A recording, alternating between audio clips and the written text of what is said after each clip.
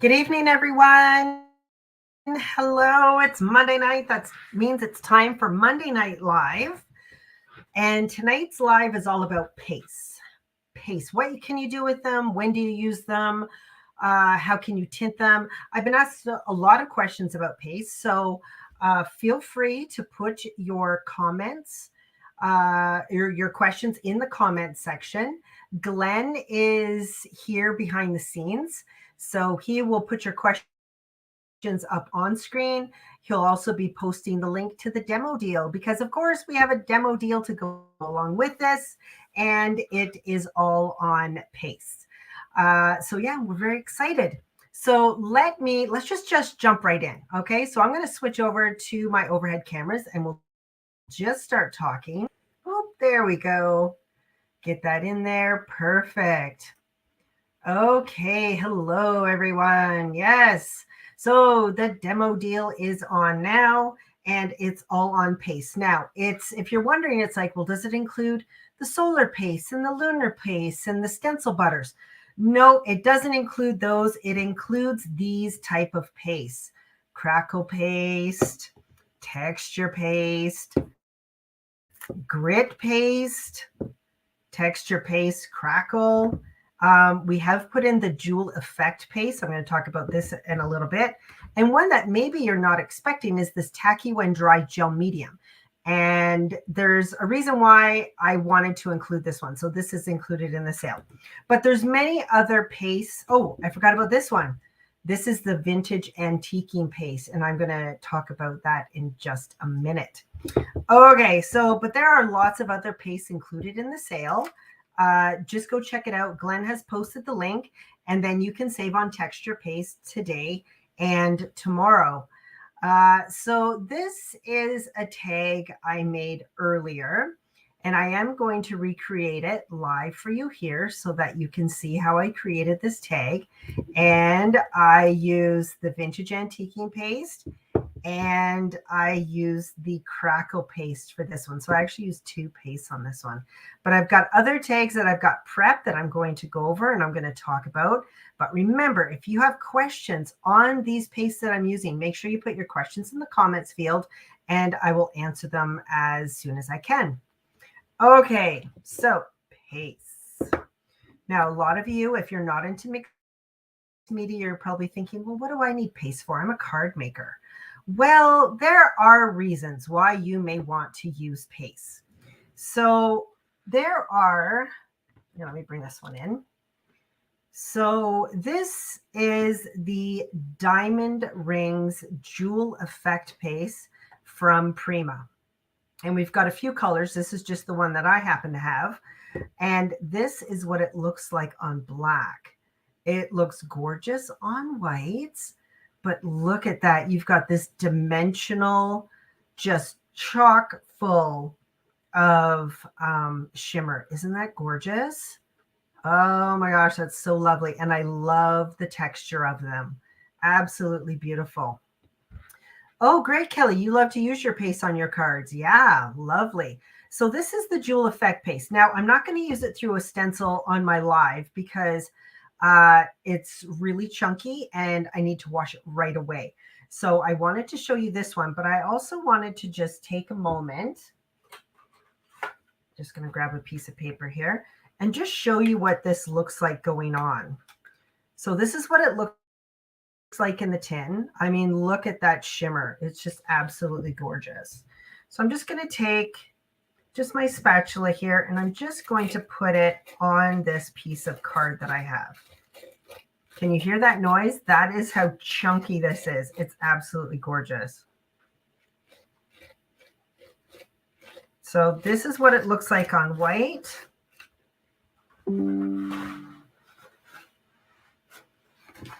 There you go. If you want to take a look at that. I mean, look at that chunky goodness. Oh my gosh, it's so sparkly and so pretty. But this is what it looks like when you put it through a stencil. Absolutely gorgeous.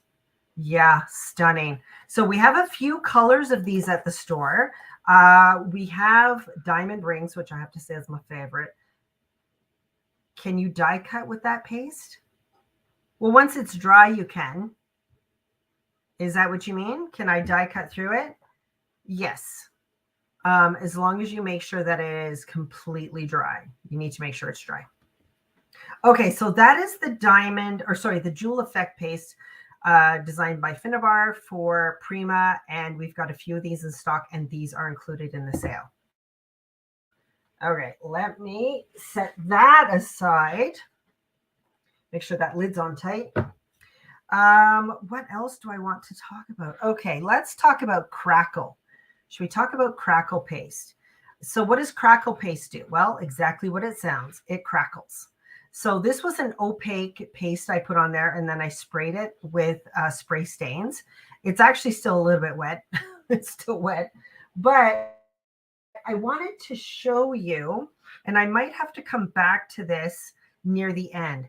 So this one here is the opaque texture paste, this one here. Now, if you can see on the edge here and here, where it's a little bit thinner, it is already, oh, there you go. You can see it there. It's already starting to crack. Okay. Now this is the translucent crackle paste, this one up here. Now it goes on white, and then around the edges, it's already started to dry clear, and you can see the crazing on it.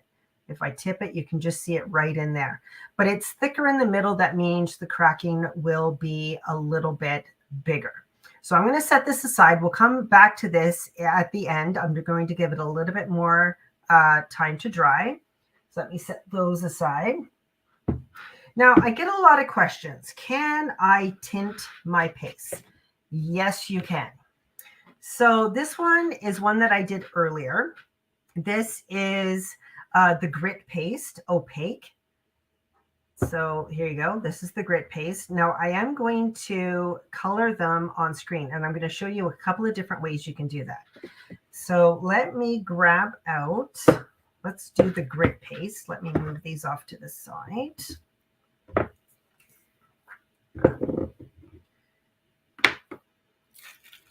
we go. So I'm going to do a couple of spots here. And again, when you're using your paste, make sure you seal them up tight. You want to make sure that you're going to block all that air from getting in there. So how do you tint them? You can add paint. That is one of the ways I tint them. So I just need to wipe this off before that texture paste dries on there. But I also like tinting them with ink. Now, what am I using to seal? I'm actually using, oh, not on that one. It's in my pantry. Actually, it is the, what is it called, Glenn? It's in the pantry there. It says, what's it called? Seal? The seal wrap. I can't remember the name of it. It's in my pantry. Okay. I love using my inks. Now, Jen, you're asking, press and seal. Thank you. Oh, I was like, what do you call it? You know, the thing that you press and then it seals? Yeah, that. Yeah, love press and seal. Okay, now you can tint with paint. Now, I only tint with paint when it's a specific color that I want. I don't do it a lot because it will change the consistency of your paste. So if you add paint, it's going to make it a little bit more fluid. I like using either my reinkers or just my ink pads, and you'll get two very different looks. This is the same color. I'm using Spice Marmalade. Now I'm using inks, but you can use oxides as well. Okay, so that is the ink pad, Spice Marmalade. Just smushed it on my mat. And then I'm just going to take this and I'm just going to start mixing it in that ink. And I'm just going to tint it. Okay, so you can see there I've now tinted that paste. I'm just going to put that down there. Now what happens if I use my reinker? Well, remember your reinker, this is concentrated color. So I'm actually just going to use one drop on there and look at the difference in the color. It's so much darker. And that was just one drop. So if I wanted to add just one more drop, it's going to get even darker. So I generally like to use my re-inkers just because I'll get a much darker, much more richer look to it. So that is the same color. Let me bring that in here. So this is Spice Marmalade re-inker.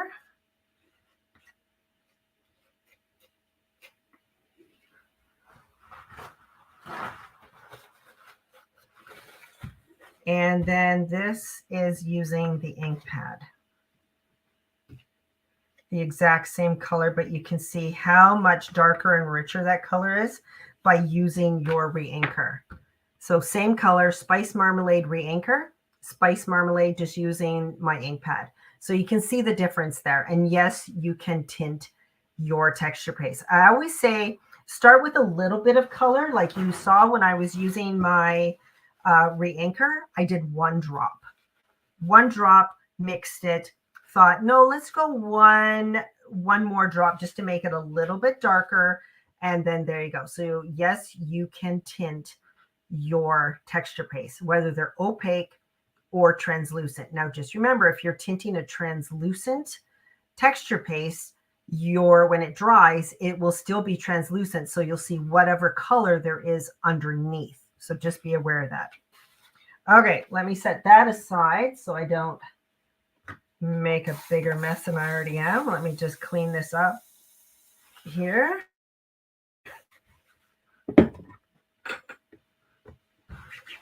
There we are. Nice clean work surface again. Okay, now let me share this one. Here we go. So this tag that I made earlier, I love this, by the way. It's absolutely stunning, gorgeous. I made on this kind of tag here. Now, the reason why I can't do this live is because it's a crackle paste and you need to let it dry. So I use the translucent, here we are, crackle paste translucent. So it went on white. It went on looking like this one here. So this one is starting to dry. The edges are going clear, but that's what it looked like when I put it on. And now that it's dry, you can see it there.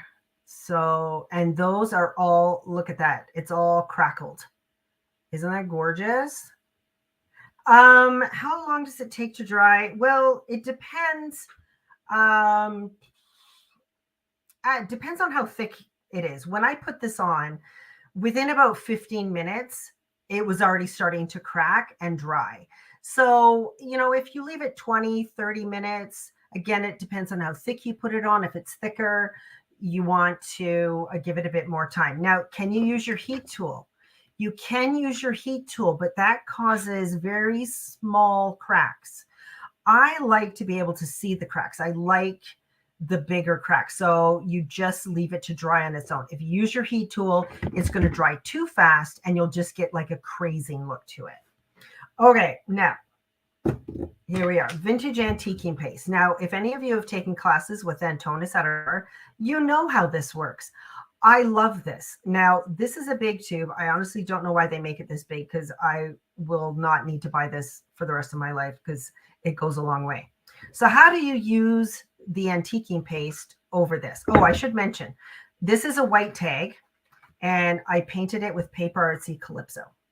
It's just paint on the base. And then I went through a stencil with the crackle paste translucent, let it dry. Now I'm going to use my vintage antiquing paste. Now I will warn you, for this, you will need like a mineral spirit to clean up any messes. So it is, not your normal paste. So what I do, and I've actually got a special brush that I have for this. Where did I put? Don't know where I put it right now. So I'm just going to take a brush and I'm actually just going to smush it all over my tag. Just like this. Now, some of you are probably freaking out. You're like, oh my gosh, what is she doing? Why is she smearing that all over that tag? Trust me, trust the process. So I'm just using this old brush I have and I'm just smushing that antiquing paste into that tag. Now you can see I took very little, but look how far it's going. Like it does not take a lot to go on. I am going to need a little bit more. I should also mention it does also depend the drying period. I mean, it also depends on the humidity. Now, where we live here in Calgary, generally it's fairly dry, but if you're in a more humid climate, it will take a little bit longer, and that's just weather. Can't really do anything about that.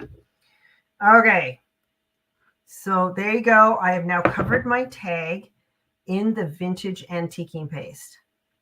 Now you're probably wondering, what in the world is going on here? Well, once you get it on, you are now going to wipe it back. And it is going to give your surface a nice vintage antique look. Now let me just wipe off just the bottom of this card, and then I'm going to hold it up to the camera. So now the blue is there, but the blue is now like this beautiful antique color. And you can see it is now in the cracks of my now dry crackle paste. Look at how gorgeous that is. So you want to just keep going and just wiping back this paste. Not only are you wiping it back, but you're also wiping it into the cracks. I just love this. If you are wanting an antique look, this is a great way to achieve it.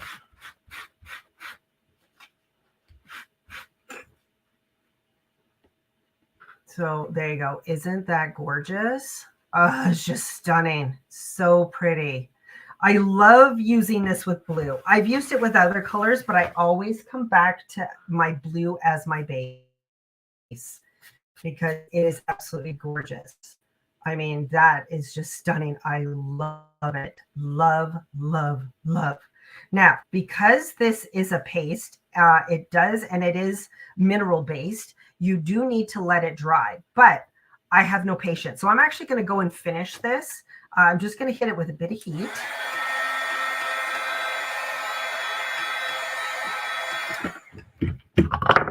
Yeah, the vintage antiquing paste is gorgeous. But like I said, you'll need a mineral spirit to clean up any messes, like your brushes, anything that you use, you will need to use mineral spirits because it is oil-based. Yeah, but isn't that gorgeous? And that's how I did this one as well. Now, once I finished this one, I was like, darn it, I actually should have had a little bit more stenciling on there. So that's why I did this one. But, ugh, gorgeous. All right, so I'm just going to bring it. I just really went through my stash. And by stash, I mean all of my 49 and Market that I have accumulated. So I just grabbed out a bunch of stuff. Now, I'm going to pick out some of these flowers. We had a 49 and Market sale last week, and we sold a lot of 49 and Market. But we still have some of these little white flowers left. These are the salt, the florets. And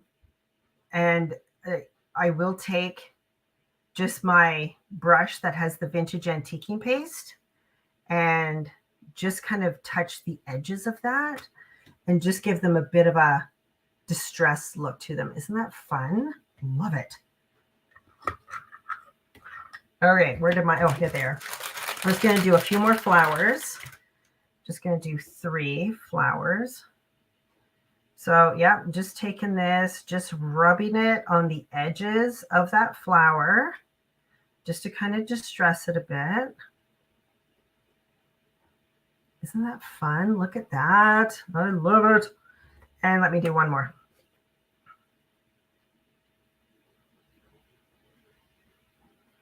I'm just rubbing really gently because I don't want too much of the vintage antiquing paste on there.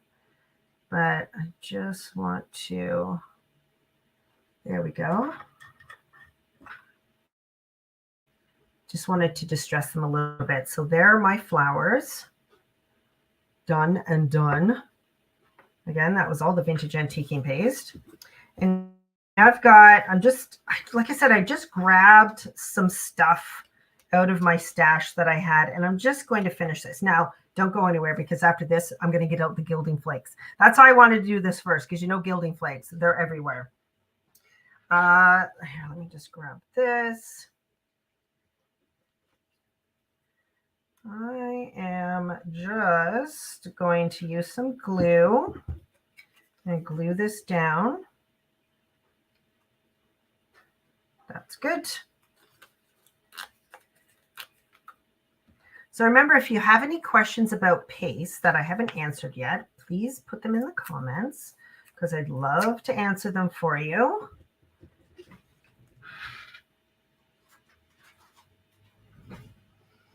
And I need some Pop Dots.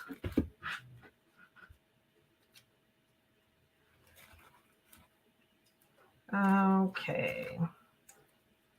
I'm only going to put 3 in because I want to leave some tuck spots to tuck some ephemera in behind my little people here.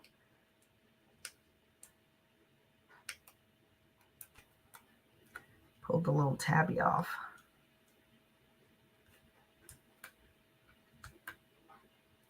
There we go.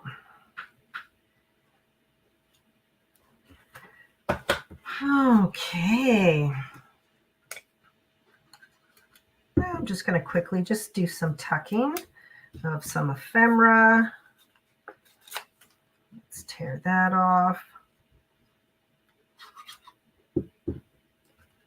Anyone have any questions at all?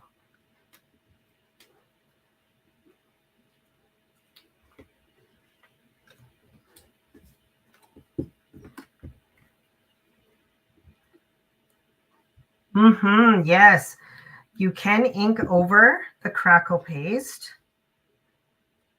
Once it's dry, absolutely. I just grabbed a bunch of stuff. I don't even know if I'm going to use all this.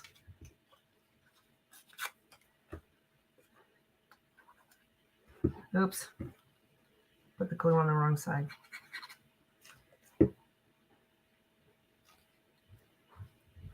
There we go. And let's pop a butterfly up on there.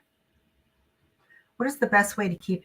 Okay, the best way to keep them from drying out is taking the press and seal.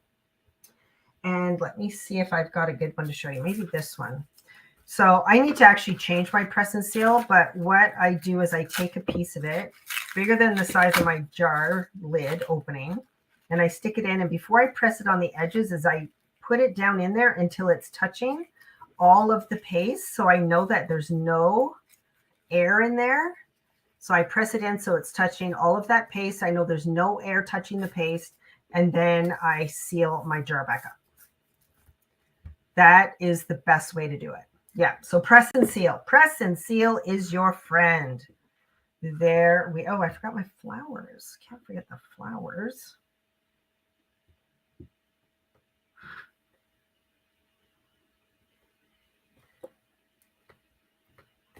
There. And there. So there you go. That is the vintage antiquing paste. So there you go. It is really cool. I love using it. It is so much fun. I'm just going to set those aside and let me clear up all this ephemera that I'm not going to use now. And let's move on. Moving on. Okay. So this here, there you go. So this is a tag I made earlier. Now, let me just grab out a tag. I'm just going to walk you through how I created this.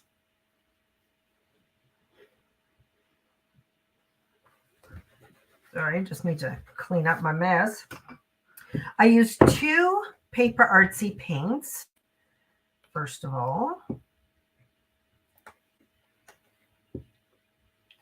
That one is Waterfall.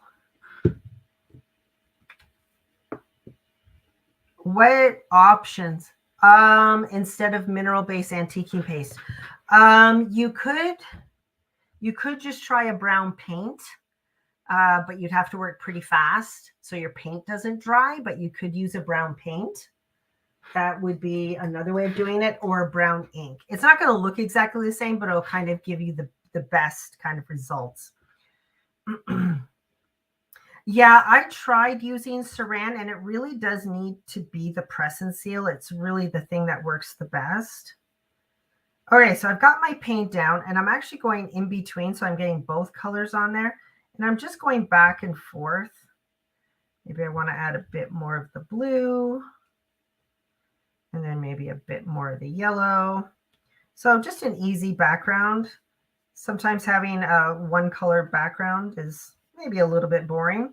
So sometimes I like mixing the two colors.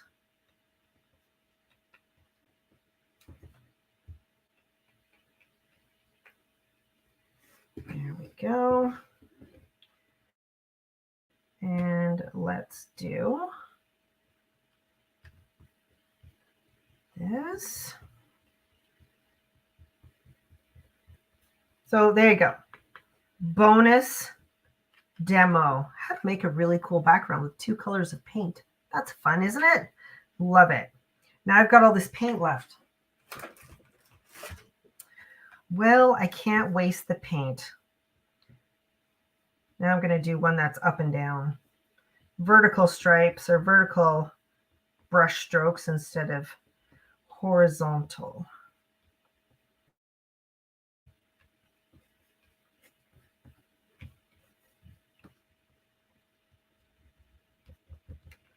There we go. I don't know where everyone... I see a lot of my Calgary people here. Hello, Calgary peeps. It was a hot one out there today. It's supposed to be even hotter tomorrow, which I don't know. It was pretty hot out there today. So after I'm done, I'm going to go spend some... After I'm done here tonight, I'm going to go spend some time on my deck. Okay, let me just clean up my mess.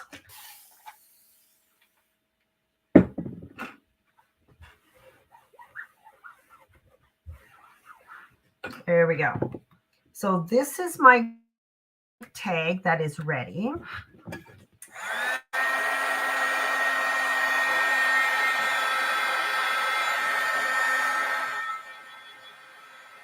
Just going to dry it. I need to dry the paint.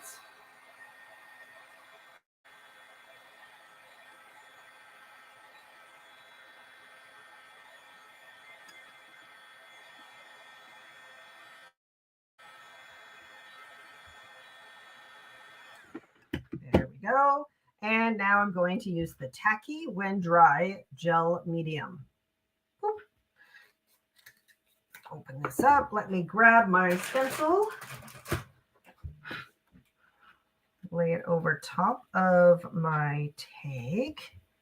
And where did my spatula go? Here we go. Spatula. Going to grab it on the back of my spatula. And I'm just going to drag it across my tag. There we go.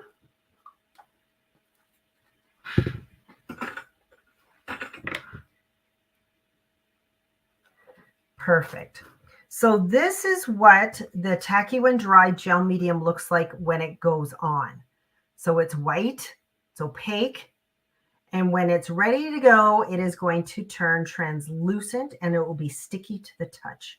It'll just be a little bit tacky. Okay. So I'm going to set this one aside. I'll do something with that tomorrow. Now the Tacky When Dry, you do need to let dry on its own. Give me one moment. I do need to clean my stencil from the Tacky When Dry. What I like to do is I'm just going to spray it with some water. There we go. And just wipe that away. There we go. No more Tacky When Dry on the stencil. It is perfect. Okay, so let me bring this back in. So this is my tag that has the Tacky When Dry on it. It is now dry. It is tacky to the touch. And I'm going to use some gilding flakes. Now, I did not bring, which was silly, did not bring any printer paper with me, so I'm just going to grab a paper towel. So this is tacky to the touch. You can use transfer sheets, transfer foil sheets. So deco foil. You can also use the the Crafters Workshop foil sheets, or you can use gilding flakes. So I'm just going to take the gilding flakes and I'm just going to. Oh, thanks. Ask and you shall receive. Glenn brought me some printer paper. Okay, now I'm going to use a stencil brush. I think this is, it is the Vicky Booten one, the Vicky Booten stencil brush. And I'm just going to go over just in circles over top. So what I'm doing is I'm pushing the gilding flakes into the tacky when dry, but it's also brushing it away from the areas that don't have the tacky when dry.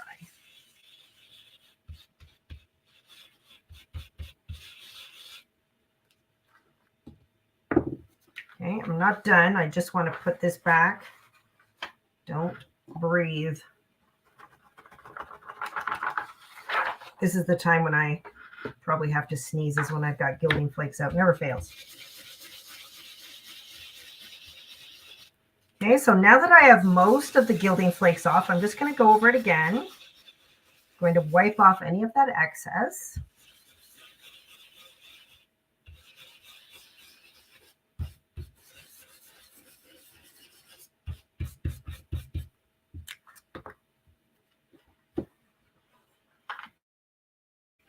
I'm going to very gently set that over there. And then that is what it looks like after you've applied the gilding flakes to it. Isn't that gorgeous? Oh my gosh, I love it so much. Like I said, you don't have to use the gilding flakes. You can use the transfer sheets. So the Decofoil transfer sheets. You can also use the Crafters Workshop transfer sheets as well. Will also work using this technique. But isn't that cool? I love that. So that is the Tacky When Dry Gel Medium.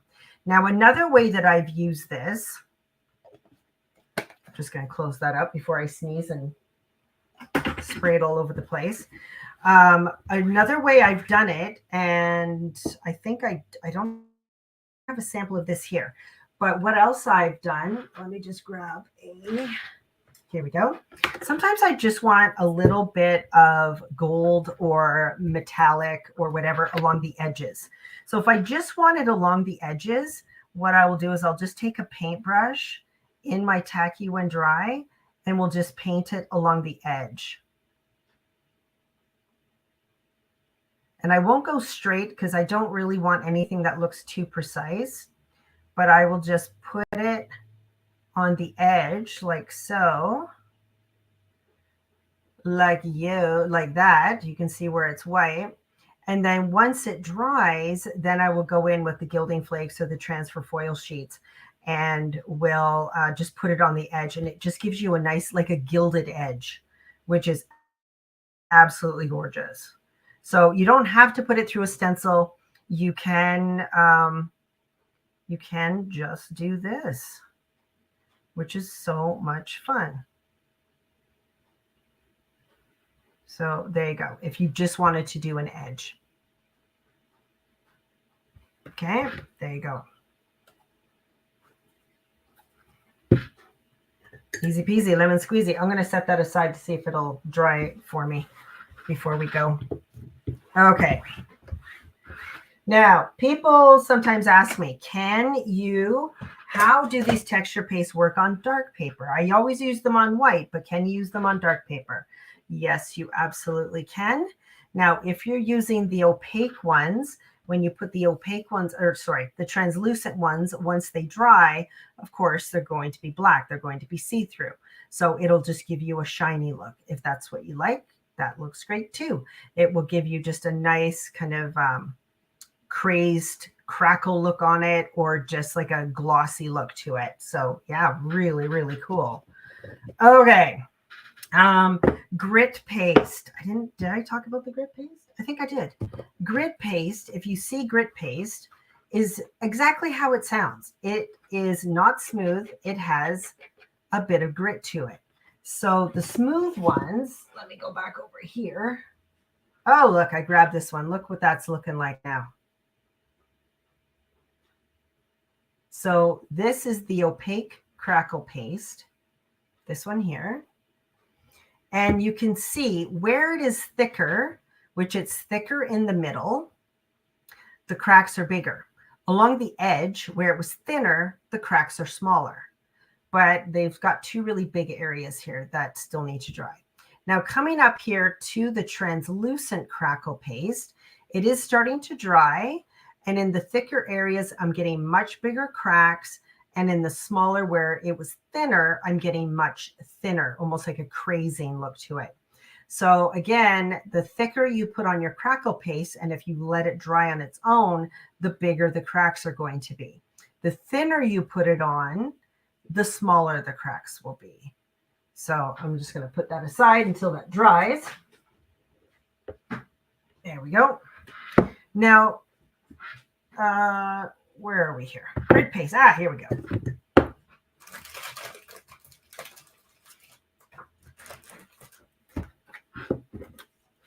Don't look at my messy stencil. Okay, I like using the grit paste through a brick stencil. I just love the way it looks because it feels like brick. So I'm going to take some grit paste.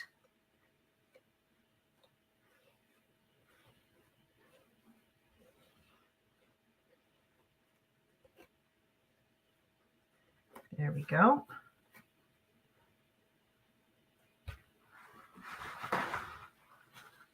Does anyone have any questions on? I haven't seen many questions on paste.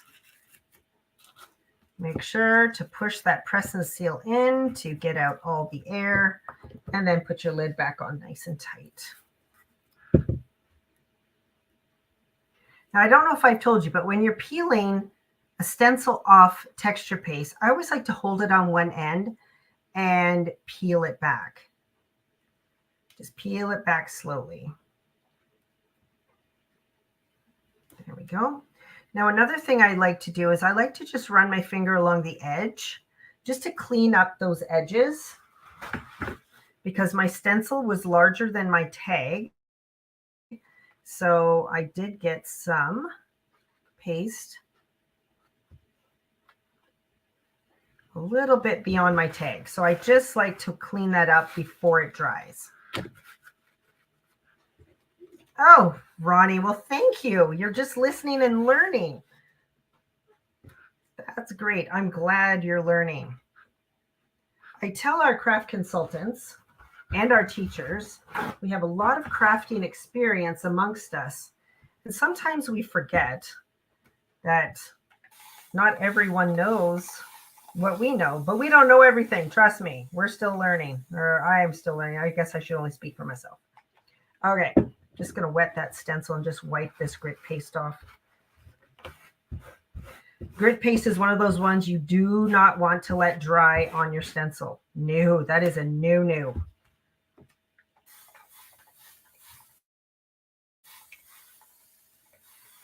So before it dries, I like to just spray it with some water. Now, normally I would just go to the sink with my scrubby soap, but I'm just going to do this. Perfect. And all the grit paste is gone. Wonderful. Okay. Now, can you dry? Would you need one? Would one need to use a sealer on texture paste? Do you mean like a protectant sealer? Is that what you mean, Josanne? No, I don't think so. I mean, if you're putting it outside, I would, but I don't think you do.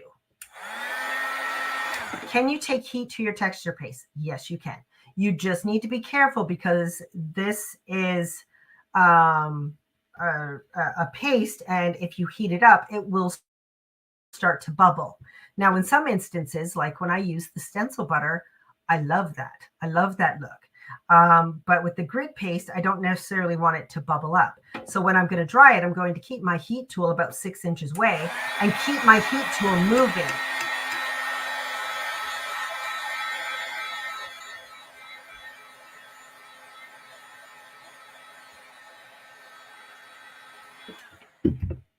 I was going to try and see if I could dry this fast enough and then use my sprays on it, because I've used up all my prepped pieces already. This way, let me see what I've got over here. Not quite dry enough. Nope, still chunky. And that's on black. I can't spray that on black. You won't see it. What else do I have? I thought I prepped enough pieces. Let me just see if I can dry this one enough.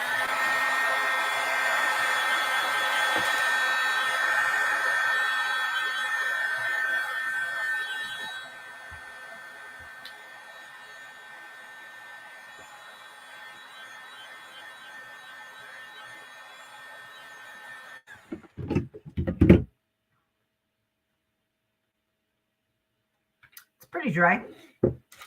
Now, I want to show you one other thing. I'm going to give that a few more minutes to dry before I spray it. Oh, here we go. Now, like other products, paste will also absorb the color that's underneath it, and it will bleed through to the top. So if I ink this tag in orange,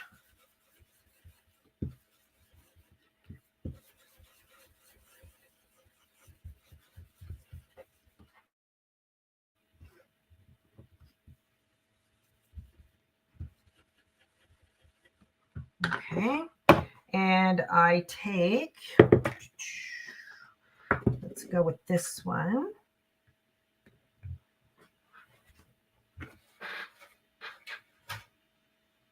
Let me just grab a stencil.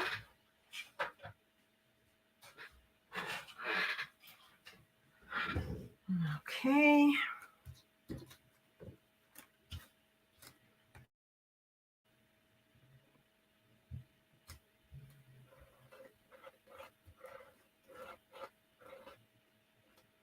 Now remember, what I'm using underneath this is Distress, which means it is water reactive, and pastes have water in them. So they're going to start reacting with that ink underneath, and that texture paste I just put on is going to start tinting the color orange. So we'll leave that for a few minutes. We'll let that happen. I love using paste, but when I'm demoing with it, I have to spend so much time cleaning stencils, because you can't let your texture paste dry on your stencils. That will be a no-no. Hey, Nikki, how you doing? If you didn't know, Nikki's coming to the Paper and Ink Boutique this week. Looking so forward to having her. Okay, there we go. Get rid of that. And look at this. You can already see the ink color coming up through that texture paste. The reason why that is happening is the texture paste is reacting with the ink. The Distress inks are water reactive, and now they're starting to be absorbed by the texture paste and will start coming through, which I think is a really cool effect. Oh, that feels pretty dry. Thank goodness I put the lid on those gilding flakes.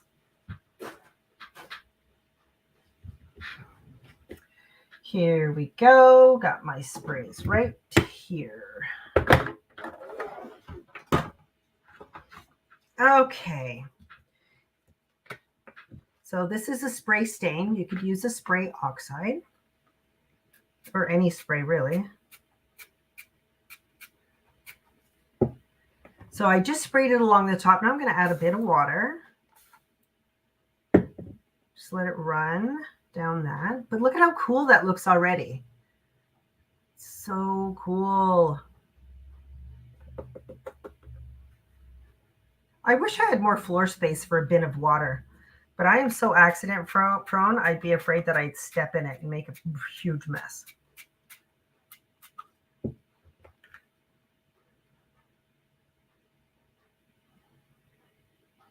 Look at that. Isn't that cool? Oh my gosh, I love it so much. So yes, you can spray over your texture paste. Absolutely. You can spray. The grit paste is a little bit difficult to ink over. Sometimes I will use a blending foam, but because the grit paste has that gritty texture to it, it can ruin your foams and your brushes.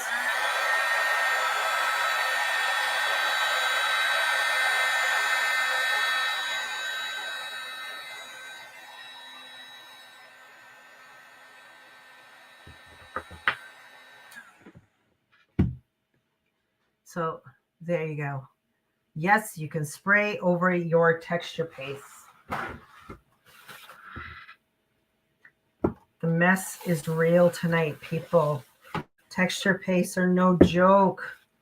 Normally, I wouldn't be using this many texture pastes in one crafting session, but holy Hannah, it gets out of control really quick. Okay. So that is all I had to share with you tonight on paste. So again, you can use paints on whatever you want, scrapbook pages. You can use them on cards and in mixed media in your art journal. You can use your sprays over them. You can put them over top of inks and they absorb the color underneath and it'll start showing through. I mean, look how beautiful that is. I just love that. Marmalade is probably my favorite orange color. All right, let's go back over here. You can tint your paste. Again, this was using Spice Marmalade. You can tint it using your reinkers, which will give you a much richer, deeper color because this is a concentrated ink. Or you can just smush your ink pad on your surface and then put your texture paste and mix it in. Oh, you're welcome, Julie. But you can see with the same color, look at that, very different. One a lot darker, one a lot lighter. Is this one dry? Not quite. This is the diamond jewel demo. You're welcome, Margaret. From, not demo, paste from Prima, very glittery. And this is what it looks like through a stencil and dry. Just so gorgeous. Love it. And then this one, let me bring this one here. This was using the tacky when dry. So this is the one that I did live on air. You can see it is kind of dry. Some of it is still white. Some of it is clear. And then you can take a transfer foil or gilding flakes over it when it is gone completely clear and translucent. And oh, look at that. My edge is dry. Oh, well, I got you here. I'll just show you the edge. Gilding flakes.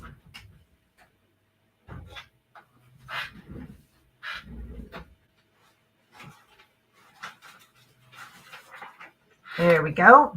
So if you remember earlier, I took a paintbrush and the tacky when dry and just did along this edge here. So because it was so thin and such a small area, it is now dry. So sometimes I like doing this on the edge of cards. I've also done it in my art journal. Where did my brush go? Here we go.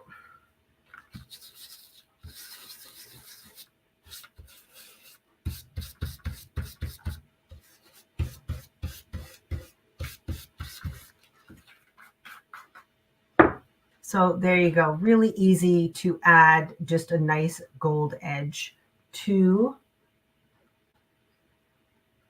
any edge that you want to do. Really easy to do. And that was just using the tacky when dry gel medium from the Crafters Workshop, which is also included in today's demo deal. Okay. You know what? I think, I have to bring these in. These are my favorite from tonight's demo. Here we go. And this was using the antiquing paste from Prima. and just using some paper dolls from Tim Holtz and some ephemera from 49 Market. And I also use the antiquing paste on my flowers. Thank you, Arlene. Yes, thank you so much. It is a beautiful way just to add some gold to your edge. Yeah, very easy, very quick. Yeah, amazing. Okay, I'm just going to pop up to my front camera. Here we go. There we go. Hello, everyone. It's me again. Thank you so much for joining me tonight for tonight's demo on Pace. I will be back 1 week from tonight, and it's going to be about paper rose. And I've asked Heather, we chose out a bunch of paper rose. She's actually going to make something a la Heather style. And then I'm going to do something live kind of in my style. So we're going to be all about paper rose next Monday for Monday Night Live. Thank you so much for joining me, everyone. If you're coming into the store this week for Nikki's classes, we'll see you then. If you want to take a look at some of our old Monday Night Lives, you can find them all on our YouTube channel under the Monday Night Live category. Thanks so much, everyone. Have a great evening. Bye.